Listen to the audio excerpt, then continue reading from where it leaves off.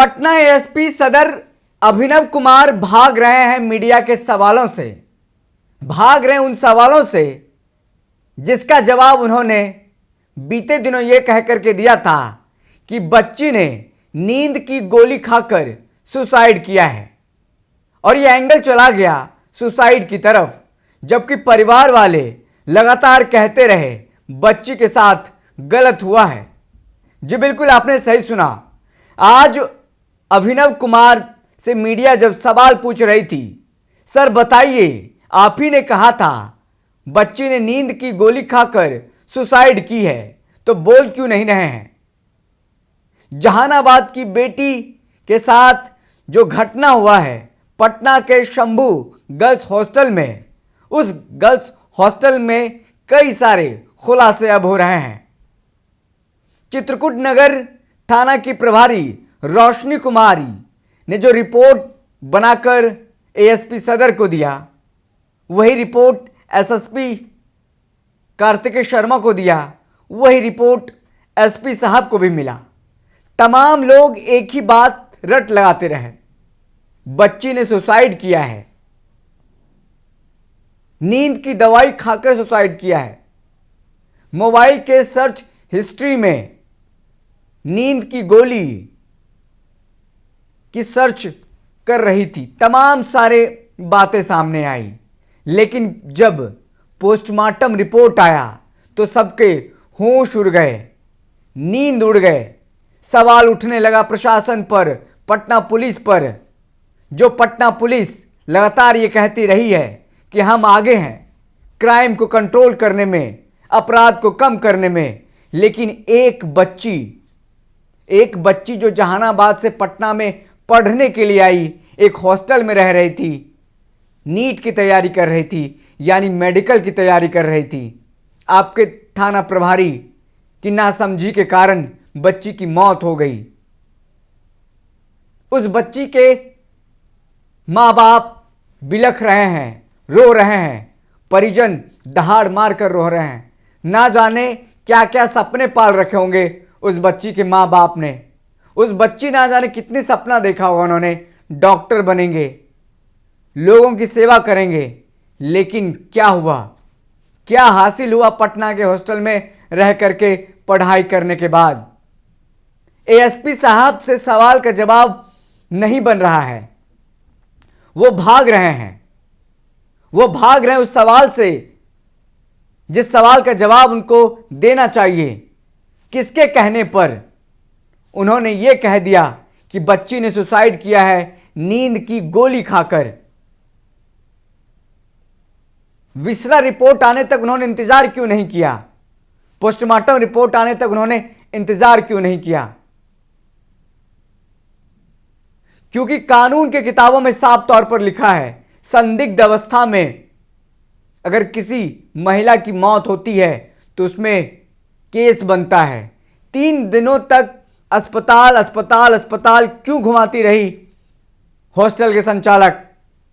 और चित्रकूट नगर थाना की प्रभारी रोशनी कुमारी ने कोई कार्रवाई क्यों नहीं की?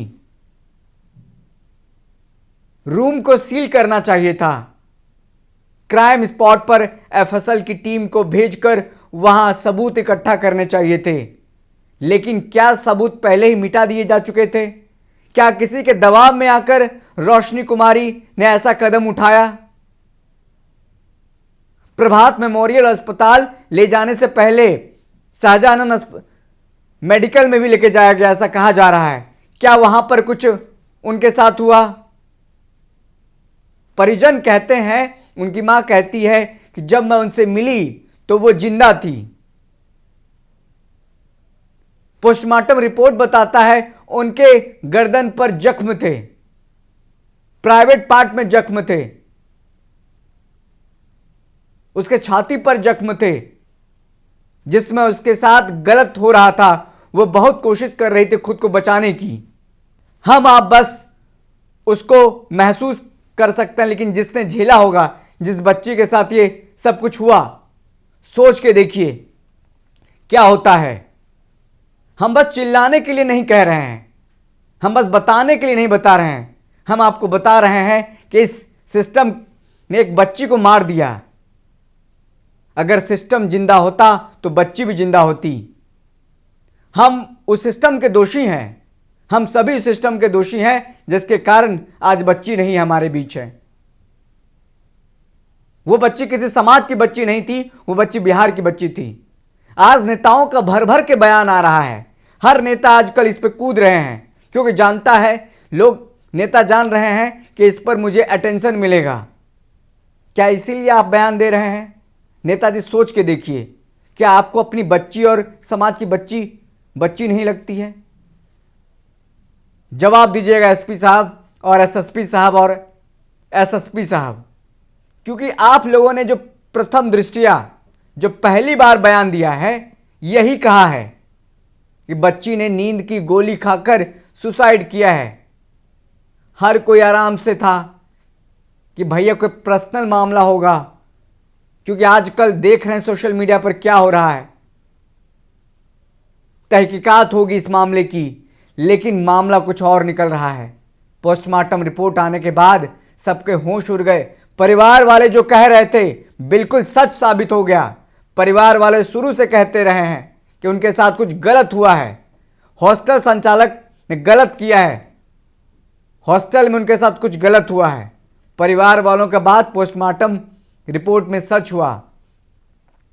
एएसपी साहब को घेर कर जब मीडिया सवाल कर रहे थे, एएसपी साहब से सवाल का जवाब नहीं बन रहा है। छटपट कर भाग रहे हैं कि आखिर क्या करें, कहां फंस गए हम।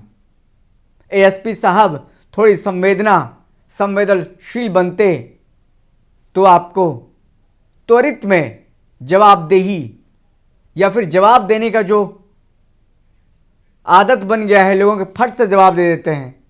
पहले जांच रिपोर्ट आने देते, पोस्टमार्टम रिपोर्ट आने देते, तो सुसाइड बता दिया आपने। बस एक चित्रकूट नगर की थाना प्रभारी रोशनी कुमारी के बिना पर। अब रोशनी कुमारी पर गाज कब गिरेगी, गिरफ्तारी कब होगी, तमाम ऐसे पहलू हैं।